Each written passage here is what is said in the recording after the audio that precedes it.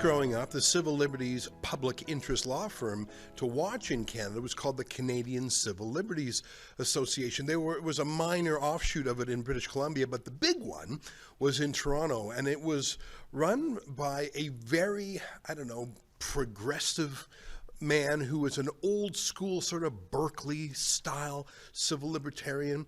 And you could tell that he deeply loved it in his bones. But that generation is long gone. The left, I think, has chosen to walk away from its admirable legacy as a free speech movement because the speech they don't like, they don't want to debate it anymore. They want to shut it down. Now, obviously, there are still a few civil libertarians on the left, but not too many.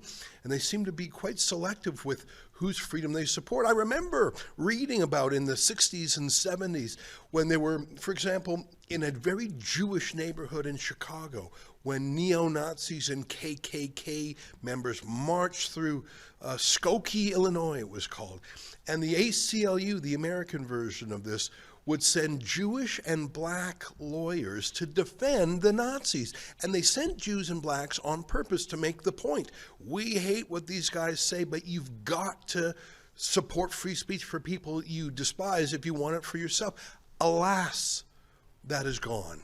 And it has taken a little bit of time, but in the void left by the decline and fall of the Canadian Civil Liberties Association and others, other civil liberties groups have come.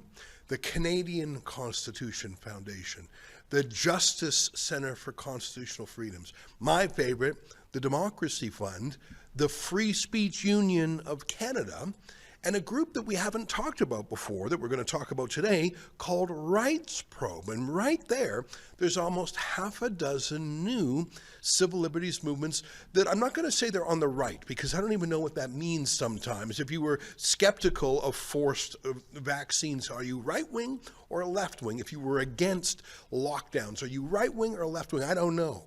I just know that liberty was in the balance, and I'm glad that a movement has arose to fill the gap left on the left by the left. Joining me now to talk about all these things is the leader of Rights Probe. We've talked to him before, but not in this capacity. His name is Dr. Bruce Pardy. He's a professor of law at Queen's University, and he joins us today via Zoom. Great to see you again, Dr. Pardy. Great to see you too, Ezra. Thanks for having me on. Well, it's our pleasure. Our viewers love civil liberties. It's one of the main themes of Rebel News.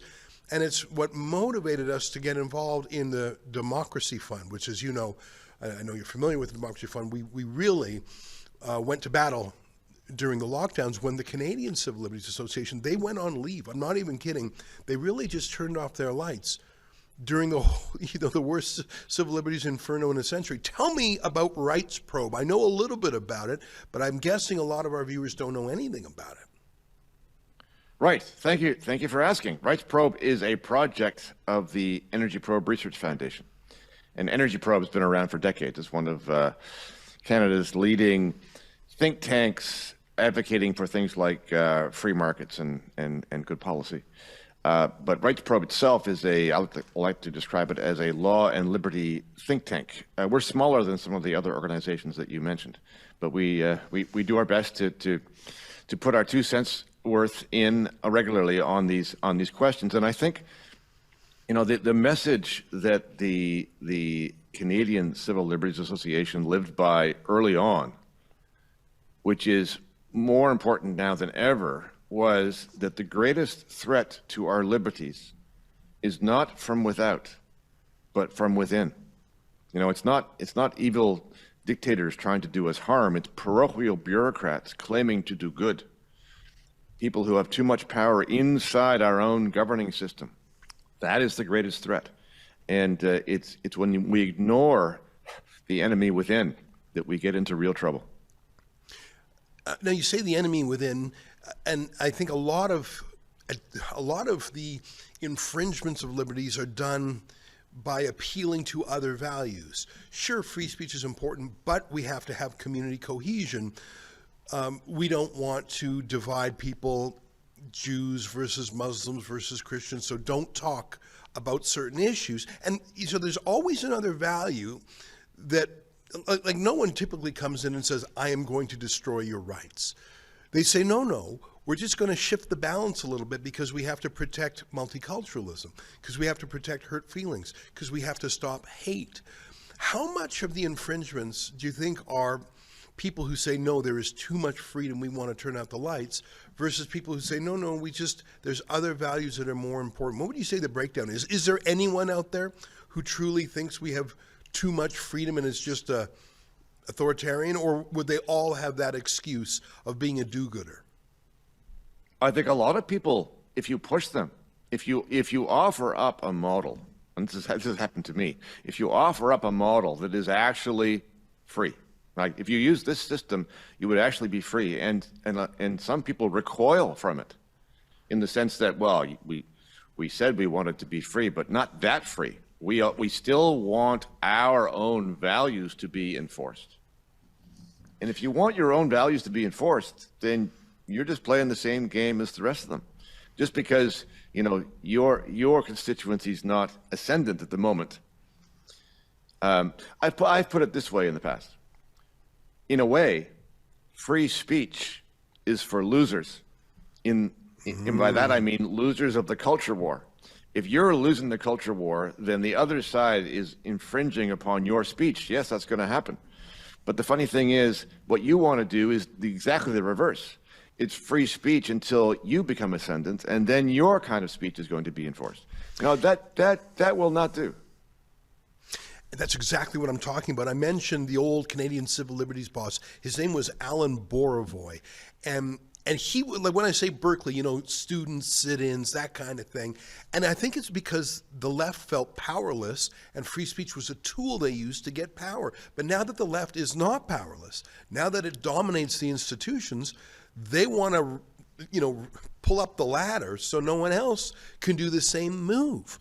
There's nothing as powerful as an idea whose time has come, but if you can't elocute that idea, if you can't prosecute the idea, it's not powerful at all. I mean, I just see, it's sort of like the book Animal Farm by George Orwell, when the pigs sort of transform into the farmer at the end. I think that's what's happened to the left. They have become everything that they railed against a generation or 2 generations ago, and they don't care. No question. That has actually absolutely happened. Still am a great fan of Alan Borovoy. And Alan Borovoy, I went to see him speak at various places, including at Queen's years ago.